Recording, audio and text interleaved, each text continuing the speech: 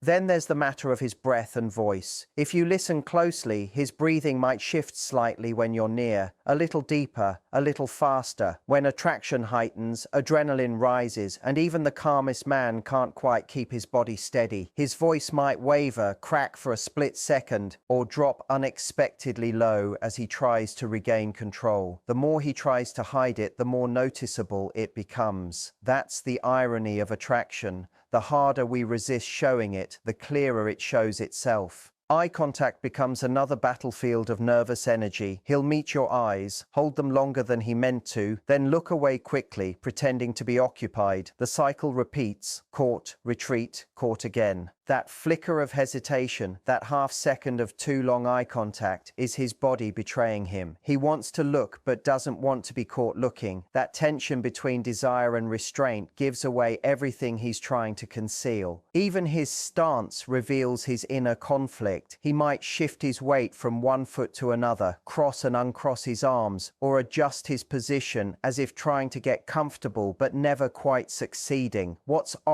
really happening is energy overflow, attraction converting into motion. His body is restless because you've become the focus of every sense. He's trying to appear composed, but the truth leaks through the cracks. And yet, these nervous tells aren't just about anxiety, they're about care. A man who's indifferent doesn't fidget, doesn't adjust, doesn't second guess his every movement. Nervousness shows investment. It means your presence matters enough to throw him off his balance. The heart rate quickens because you've entered the room. The gestures grow uncertain because he's trying to manage the weight of wanting to impress you. Nervousness, in this case, is attraction dressed as humility. Sometimes he'll try to hide it with humor or distraction. He might talk a little more, tease lightly, or shift topics quickly to avoid silence. But even then, his body keeps speaking. You can see it in his fingers drumming, in his quick glances, in that small exhale after you smile at him. Those are the moments where his composure cracks, where his truth shows up uninvited. So when you see a man who can't seem to stop adjusting his sleeves, can't hold your gaze without blinking too fast, or laughs a little too quickly, don't mistake it for lack of confidence. What you're really seeing is chemistry in motion. It's the raw human struggle of a man trying to appear calm while his body has already confessed everything. His nerves aren't failure. They're a love letter written in movement. It's the language of a man who, without saying a word, is quietly telling you,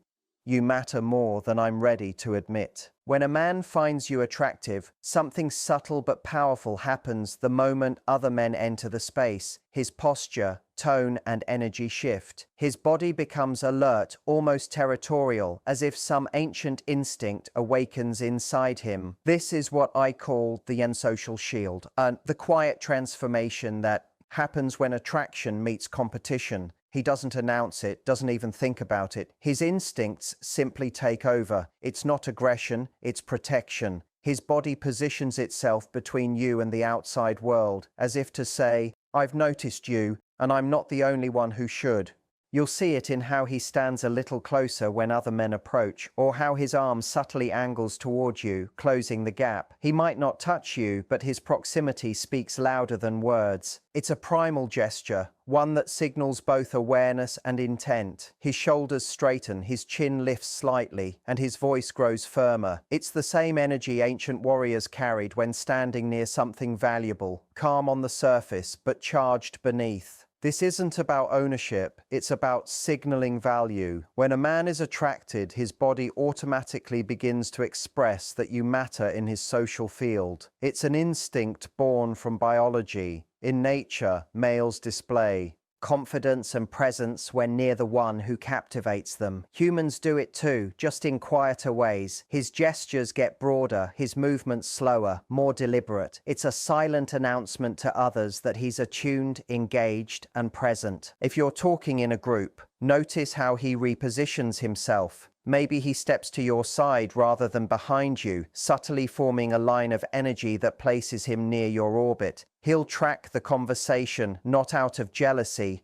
but out of awareness. His body becomes a quiet barrier, a buffer between you and those he subconsciously perceives as rivals. You might feel it as a slight shift in the atmosphere, a sense that his focus is locked on you even when he's addressing someone else. Sometimes his protectiveness shows up in the smallest ways. When walking beside you, he might place himself on the outer edge of the street. When you're navigating a crowd, he'll guide you gently, clearing space, without making it obvious. His gestures say, "You're safe here."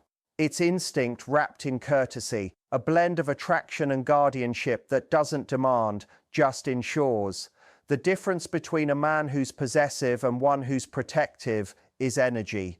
Possession seeks control. Protection offers presence. The latter comes from admiration, not insecurity.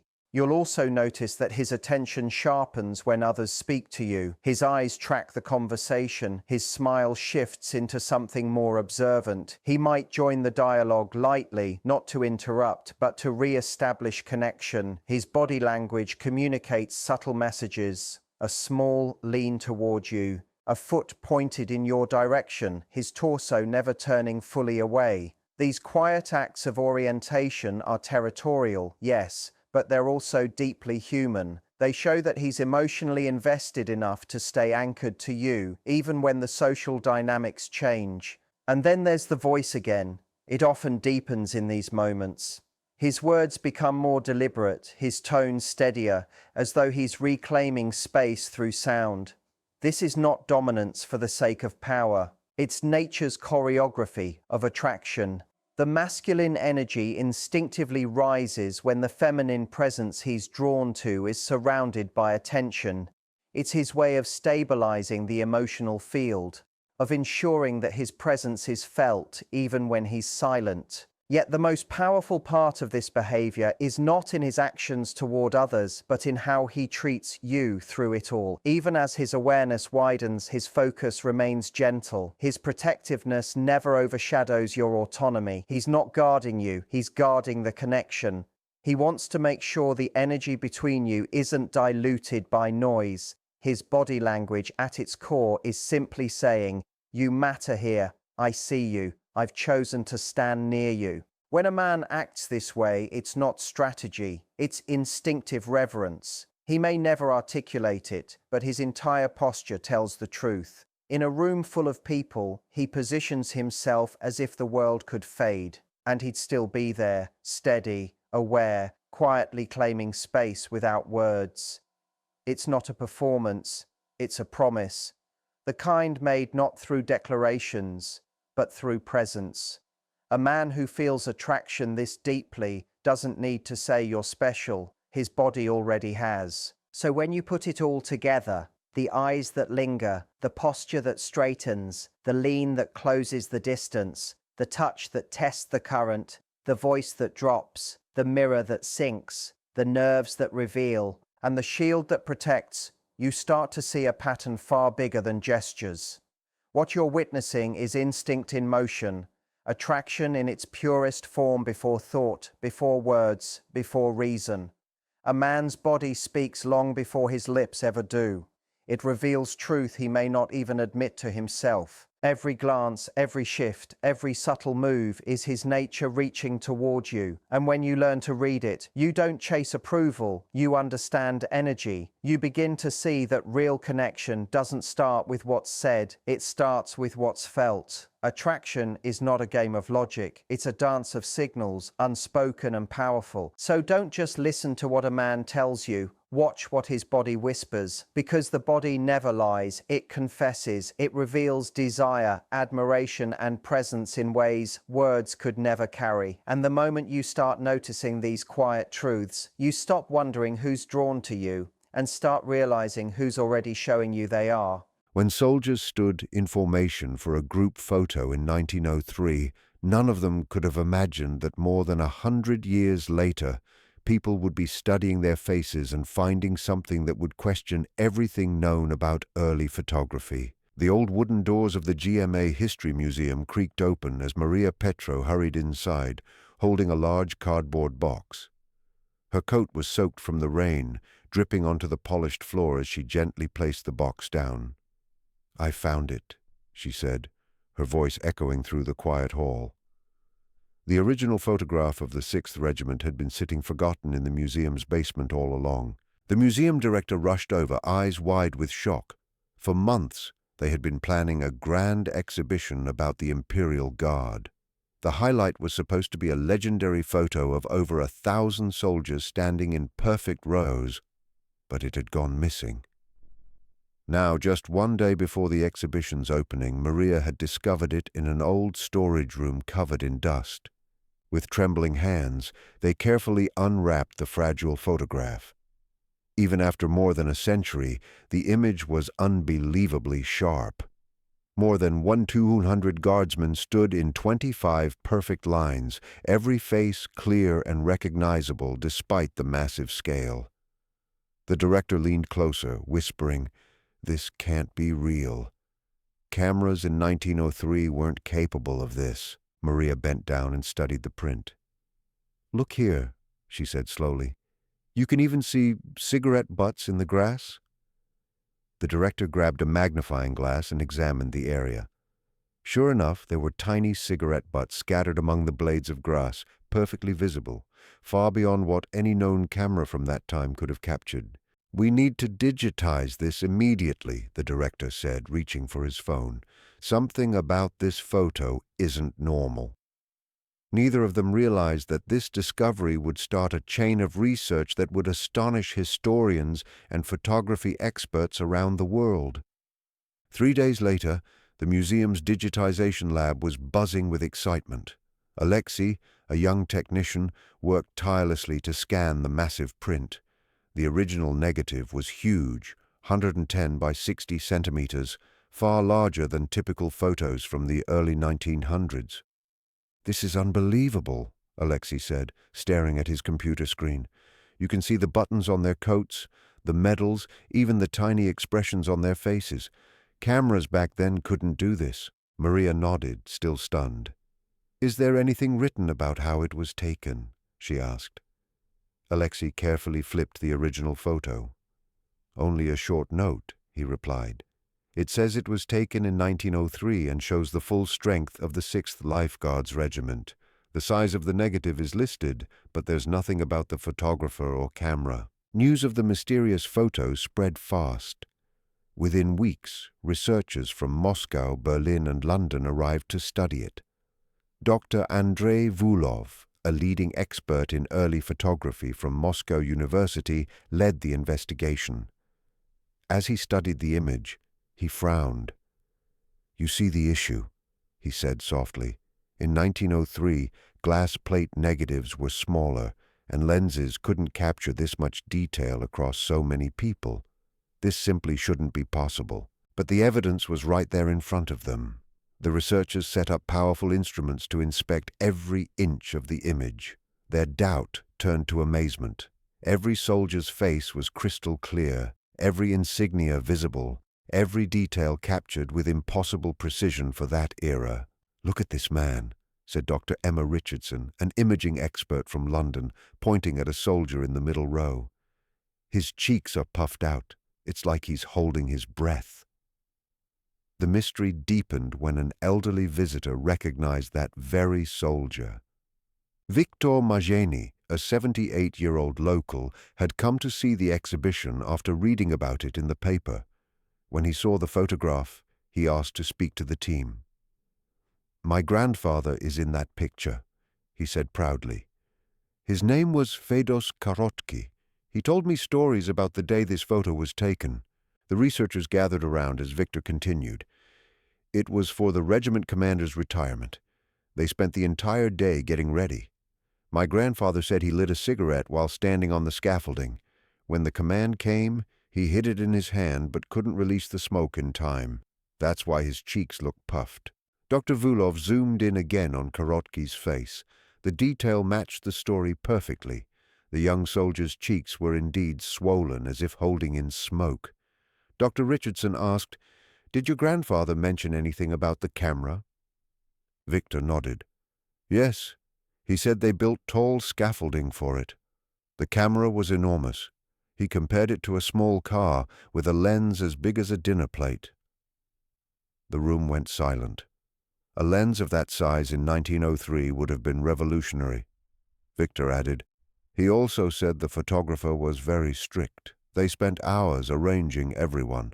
Some soldiers joked he was tougher than their commander. The team began studying the background of the image more closely.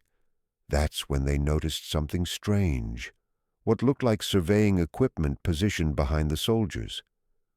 Why would that be there in a regimental photo? Dr. Vulov wondered aloud. This clue sent them digging through archives. Soon, they found scattered references to a secret optical research unit within the Imperial Russian military working on experimental photography for reconnaissance. What if this wasn't just a group photo, suggested Dr. Heinrich Mier, a historian from Berlin. What if they were testing new military technology? The theory gained traction when researchers discovered a brief mention in a 1904 military journal about optical experiments conducted at the Kexholm Regiment headquarters, matching perfectly with the time and place of the photo. Meanwhile, Maria became fascinated by the soldiers themselves. With the photo's remarkable clarity, she began identifying faces one by one using old records. The 6th Life Guards Regiment had a long, proud history. According to a caption found under another copy of the image in a different museum, the regiment was established in 1710 by Emperor Peter I. Since then, the regiment had taken part in more than 20 wars and served across Europe, Sweden, Persia, Turkey, Germany, Denmark, England, Portugal, Greece, Austria, Switzerland, Romania, and Bulgaria. They had received countless honors and awards, including silver trumpets for capturing Germany in 1760 and the title of grenadiers for their bravery in countless battles. The more Maria studied, the stranger things became. Some soldiers listed as missing in later wars appeared healthy and young in the photo, yet their records ended abruptly just years later. Others seemed to reappear under different names in different divisions. Every clue hinted that this photo might have been part of something far greater, perhaps even secret government testing far ahead of its time. And as experts continued to study the mysterious image, one question refused to fade. How did a camera in 1903 capture a level of detail that even modern technology struggles to match today? The regiment had earned distinction in 1812, received special insignia for bravery during the Battle of Mountains Airy in 1814, and had double buttonholes added to their uniforms in 1815. In 1831, the unit was moved into the Guards' Corps, reflecting its rising importance. By 1838, ribbons were added to their banners to celebrate a century of service. After the War of 1878, they were awarded banners of St. George, and later, in 1894, they became known as Life Guards, with St. Andrew's stars placed on their hats. With Victor's help, Maria managed to trace the descendants of several soldiers captured in the historic photograph. Each family preserved its own version of the story, handed down through generations, about the day the regiment posed for the photo. One family even produced letters written by their great-grandfather, describing how the photographer spent hours meticulously arranging the men and insisting they remain perfectly still to capture the ideal image. Another family brought a pocket watch given to their ancestor on that very day, clearly visible in his hand in the enlarged photograph. The most touching story came from an elderly woman named Anastasia, who instantly recognized her grandfather seated in the front row. She told Maria, her eyes brimming with tears, he always said it was the proudest day of his life. Her emotion wasn't just about the photograph itself, but because that was the day he had been promoted for acts of bravery. When the team looked closely at his uniform in the photo, they noticed a freshly pinned medal, not yet recorded in the official regimental records. It was another proof of how significant this photograph was to history. As news of these discoveries spread, the GMO Museum saw an unprecedented surge of visitors. People traveled from all corners of the country and even from abroad to see the photograph and learn more about the men, captured over a century ago. Months later, the team decided to examine the corners of the photograph more carefully. These sections had previously been ignored, seeming unimportant at first. But in one corner, partly hidden by a tent flap, they noticed something that would completely change their understanding of early 20th century technology. Zooming in, they discovered what appeared to be a second camera. It looked far more advanced than anything expected in 1903. It had a massive lens, nearly a meter wide, mounted on a precise frame allowing detailed adjustments. "This could explain everything," Dr. Richardson whispered, staring at the image. "A lens of that size, if built correctly, could capture the incredible level of detail seen in this photograph." Dr. Vulov nodded slowly but added, "Such a camera shouldn't have existed in 1903. It is decades ahead of its time." The revelation electrified photography experts and historians alike. How could such a device have been created so early, and why had it disappeared from history? Further investigation led to a Russian optical engineer named Nikolai Verve, who in the early 1900s designed revolutionary lenses for military use. Most of his designs were lost during the Russian Revolution, making his work almost forgotten. It became clear that the Kexholm Regiment photograph wasn't just a commemorative image. Dr. Volkov explained in a press briefing that it was also a display of experimental military technology, a massive lens capable of capturing fine details that would have been invaluable for reconnaissance. The theory gained more credibility when researchers realized the photo had been taken only months before the Russo-Japanese War. The Russian army would have been desperate for advanced reconnaissance tools, and disguising a test as a group photo of the regiment was a clever tactic. "What is truly remarkable," Dr. Richardson added, "is that this technology was so advanced it didn't become standard in photography for decades. The revolution and later wars must have destroyed the facility and scattered the inventions into obscurity." For Maria, however, the human stories mattered just as much as the technological marvel. Thanks to the sharpness of the image, she had identified over 200 soldiers, allowing their descendants to see the faces of ancestors they had only heard about in family stories. "This photograph is like a bridge across time," she told a reporter. "It isn't just a piece of history. It gives people a chance to reconnect with where they come from." The most emotional moment arrived when Victor brought his entire family to view the image.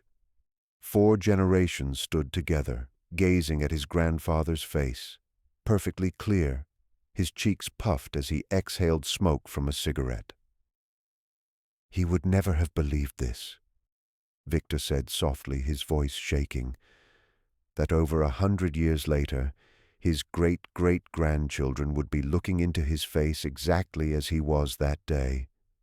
The researchers later found another photograph in the Rivne Museum archives. It showed the lifeguards of St. Petersburg from King Frederick William III's regiment, taken at the same location as the Kexholm Regiment image. This confirmed that the advanced camera had been used multiple times, suggesting it was part of a planned military technology project. The Rivne photograph, measuring 44 by 98 cm, displayed the same incredible level of detail.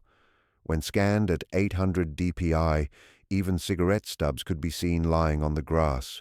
Rumors circulated that the camera itself might still exist, hidden in a Russian military collection. The team even discovered an old blurred photograph that may have shown the mysterious device, though they couldn't confirm it. As the findings were published in respected journals, the Kexholm Regiment photograph gained worldwide attention. It became known as the impossible photograph, a forgotten piece of history revived by researchers who zoomed in and saw what no one expected. The Gomel Museum was transformed. Once a quiet local institution, it became an international attraction. A new hall was built entirely dedicated to the photograph and the countless stories within it. The image continued to reveal new details. Historians reconstructed the lives of officers in the frame, many of whom went on to achieve great military distinction. The regiment itself, already famous, gained renewed honor. Having fought in numerous wars, traveled across Europe, and upheld centuries-old traditions, their legacy was alive once again. every medal, ribbon. An insignia in the photograph told a story of bravery, duty, and sacrifice. Each face represented a life dedicated to service, a history intertwined with family stories and national pride. For many visitors, it was an emotional journey into the past, a rare glimpse of courage frozen in time. The technological discovery also inspired awe. Photography experts debated the sophistication of the lens and camera design. Some believed Nikolai Verve's genius had been far ahead of his era, while others speculated about the lost military workshops that might have produced similar innovations. Yet for every technical marvel, the human connection remained paramount. Families reunited with their ancestors, and soldiers' heroic acts were remembered anew. The photograph had become a bridge between generations, a story told through faces and uniforms, medals and ribbons. Visitors continued to share their own discoveries and stories, inspired to look at old family photos with fresh eyes. Some noticed small details they had never seen before: a hand on a sword hilt, a glint of a medal, or the pattern of a uniform. Others saw moments of joy and pride frozen in time, recognizing that photographs were not just images, but carriers of history and emotion. Each viewing added layers of meaning, connecting the past with the present in ways that words alone could not convey. Maria and Victor often walked through the museum together, watching families react to the photograph. They saw tears, laughter, curiosity, and awe. The photograph had created a living history exhibit, one that invited reflection, research, and storytelling. Scholars continued to examine the image, uncovering small details previously overlooked. The combination of human stories and technological intrigue kept people returning, and the museum grew as a center for both historical and scientific education. The photograph became more than an artifact. It was a symbol of resilience and discovery. Its clarity allowed researchers to cross-reference uniforms, medals, and personal items, verifying records and correcting historical inaccuracies. Officers long forgotten in dusty archives regained recognition, and the regiment's remarkable achievements were fully appreciated. By bringing technology and humanity together, the image bridged gaps in knowledge and emotion, connecting people across time. The legacy of the Kexholm Regiment and the innovative lens left a lasting impact on both history and photography. It reminded people that even the most ordinary-looking artifacts could contain extraordinary truths. Every detail mattered, from a cigarette stub on the grass to a medal just pinned on a soldier's chest. It encouraged careful observation, curiosity, and appreciation for the stories hidden in plain sight.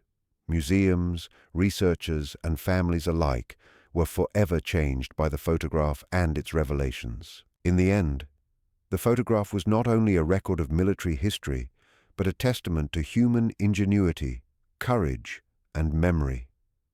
It gave families a tangible connection to their ancestors, allowed scholars to study AI, forgotten technology, and inspired generations to value the details of history.